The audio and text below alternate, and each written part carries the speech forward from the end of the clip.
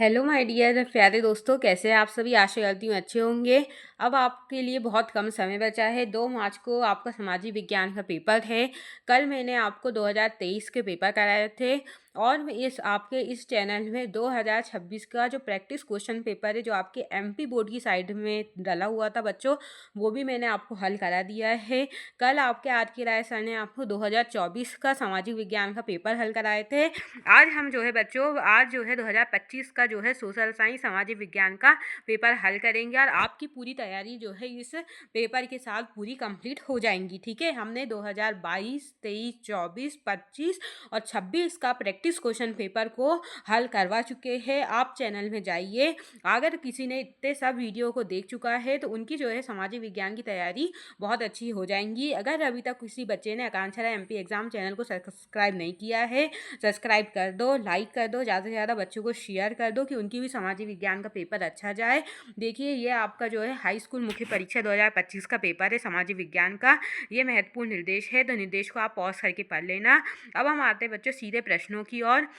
ये देख लीजिए, ये आपकी जो है एमपी बोर्ड की साइट से लिया गया है।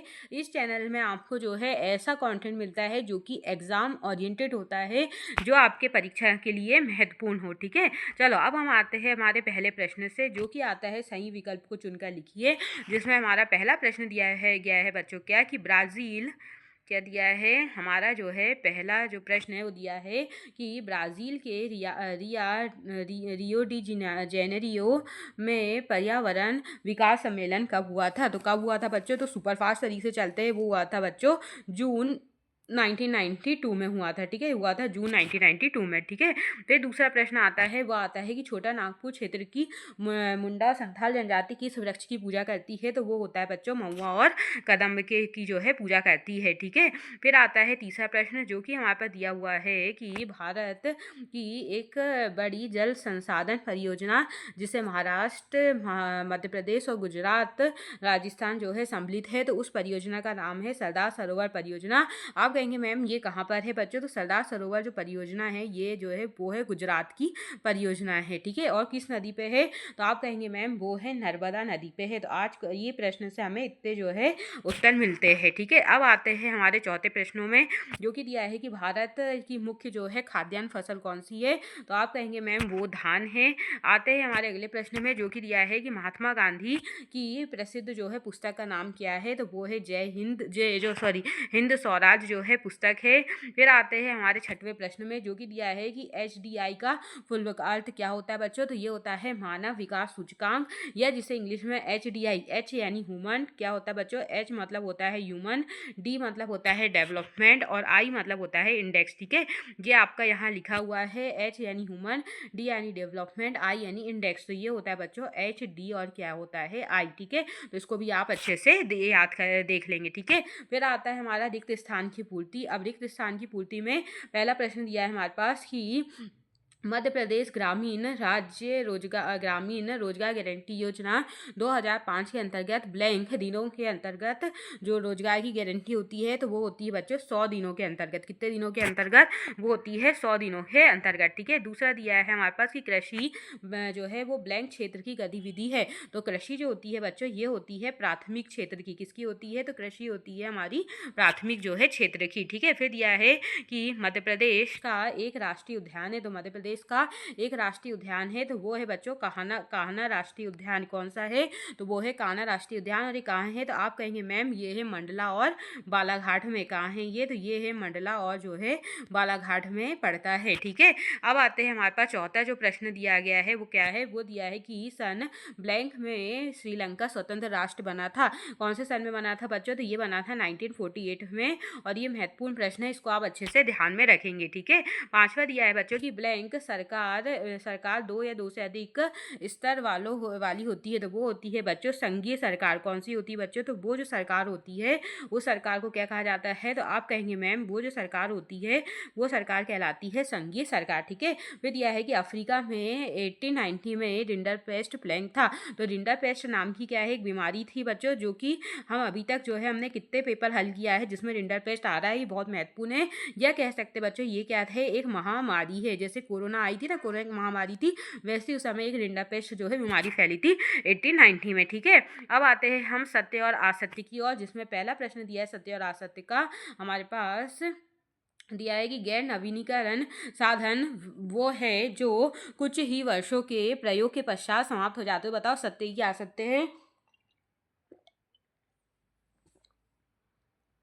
आप कहेंगे मैम ये जो है वो है असत्य। ठीक है, फिर जो है दूसरा दिया है हमारे पास कि भारत में अब कुल 22 भाषाओं को संविधान की 8वीं अनुसूची में रखा गया। तो बिल्कुल सही है, हमारे भारत के संविधान में 22 भाषाओं को दर्जा मिला गया है। फिर दिया बच्चों की तीसरा दिया है कि भारत में संघीय व्यवस्था नहीं है। तो ये बिल्कुल गलत है, भारत में संघीय व्यवस्था है। फिर दिया है कि हल्दिया पतन कोलकाता का सहायक पतन है। तो बताओ बच्चों जो चौथे नंबर का सही है या गलत है। तो आप कहेंगे मैम ये क्या है, तो चौथा वाला भी बिल्कुल सही है। फिर पांचवा वाला जो प्रश्न है वो दिया हुआ है हमारे पास कि प्राथमिक द्वितीयक और तृतीयक क्षेत्र की गतिविधियाँ स्वतंत्र है। तो ये बिल्कुल गलत है, स्वतंत्र नहीं है। फिर दिया है हमारे पास कि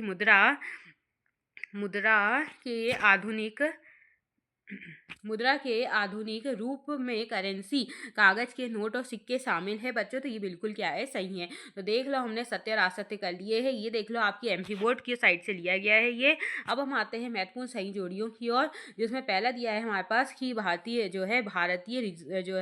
रिजर्व बैंक। तो भारतीय रिजर्व बैंक जो होगा बच्चों वो क्या होता है, तो आप कहेंगे मैम भारतीय रिजर्व बैंक का काम होता है ऋण का औपचारिक स्रोत। क्या होता है, तो आप कहेंगे मैम जो भारतीय रिजर्व बैंक है उसका काम होता है ऋण का औपचारिक स्रोत। इससे इसको मिला देंगे। दूसरा दिया है स्वामित्व के आधार पर क्षेत्रक। तो स्वामित्व के आधार पर जो क्षेत्रक होते हैं वो हो जाएंगे सार्वजनिक और निजी जो है क्षेत्र। क्या हो जाएंगे, तो वो हो जाएंगे सार्वजनिक और निजी क्षेत्र, यानी बच्चों ये ए वाला। ठीक है, और इसका जो था हमारा ये था। ठीक है, फिर दिया बच्चों हमारे पास जो तीसरा प्रश्न है वो दिया है कि राजनीतिक पार्टियों के काम। तो राजनीतिक जो पार्टी होती है बच्चों उनके काम क्या होते हैं, चुनाव से संबंधित। आप कहेंगे मैम उनके कार्य होते हैं चुनाव और सरकार व्यवस्था। ठीक है, फिर आता है बच्चों जो है प्रिंट मीडिया। तो प्रिंट मीडिया का क्या काम होता है, तो आप कहेंगे मैम प्रिंट मीडिया का जो काम होता है सामाजिक मुद्दों को उठाना और एवं समाचार। ठीक है, तो ये हो जाएगा प्रिंट मीडिया का काम। ठीक है, फिर आता है हमारे पास चूना पत्थर। तो चूना पत्थर जो होगा बच्चों ये क्या हो जाएगा, तो आप कहेंगे मैम चूना पत्थर हो जाएगा सीमेंट। ठीक है, ये जो सीमेंट है इससे हम जो है चूने पत्थर को जोड़ देंगे। ठीक है, सीमेंट।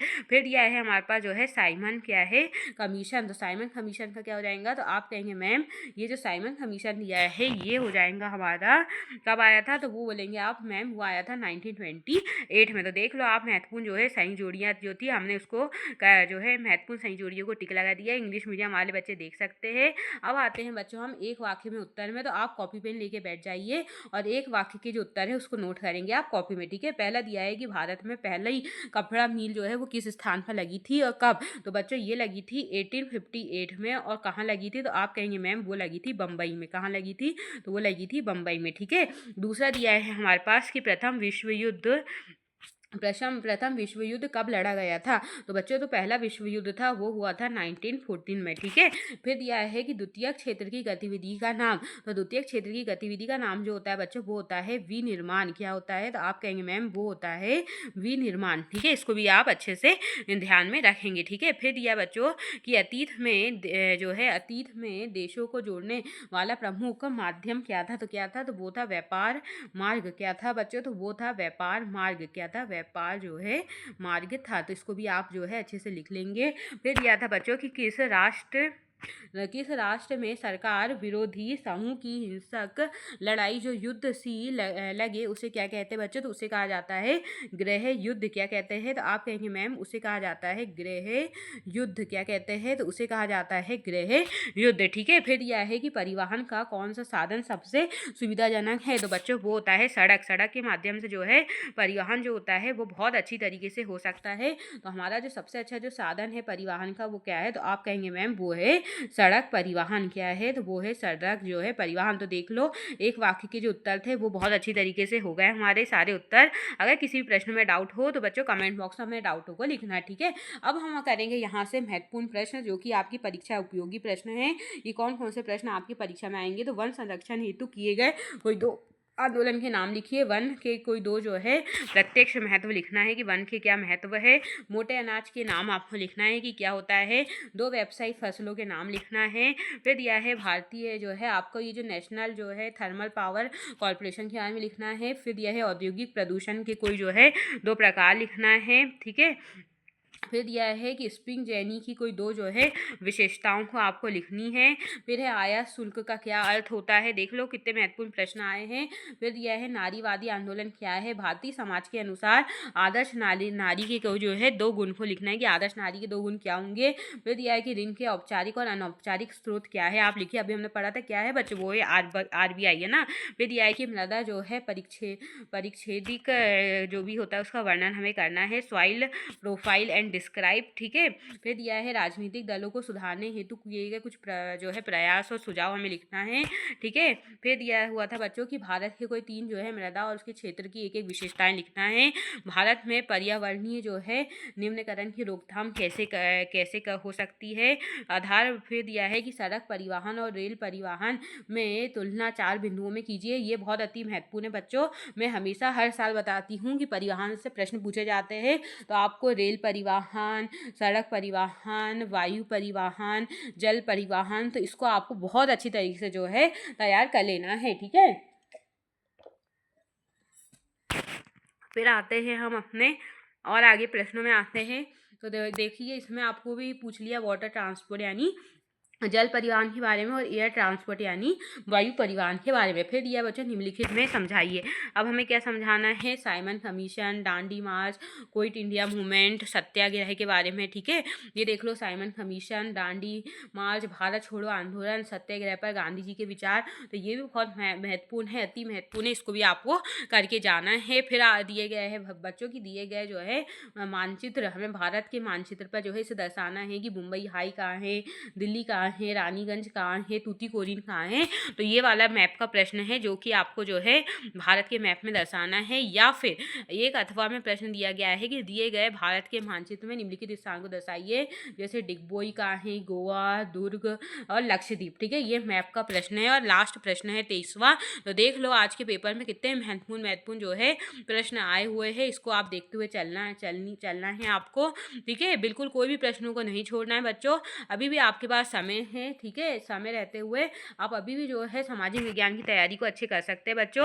अगर आपने यही प्रश्नों को जो है कर लिया तो भी आप जो है सामाजिक विज्ञान के पेपर में जो है बहुत अच्छे जो है अंक ला सकते हैं। तो जो है आपको क्या करना है, अच्छी तरीके से जो है सारे प्रश्नों को देखते हुए चलना है, क्योंकि सारे प्रश्न जो है रिपीट होते हैं और जो है आपके परीक्षा के लिए अति महत्वपूर्ण जो है प्रश्न है, जो कि आपके बोर्ड एग्जाम में ही आए हुए प्रश्न हैं। तो ये सारे प्रश्नों को आप देखते हुए चलिए। हमने एक वाक्य के उत्तर, सही जोड़ी, जो है सत्य और असत्य, है ना, रिक्त स्थान की पूर्ति, सब जो है हमने इस वीडियो के माध्यम से करवा चुके हैं।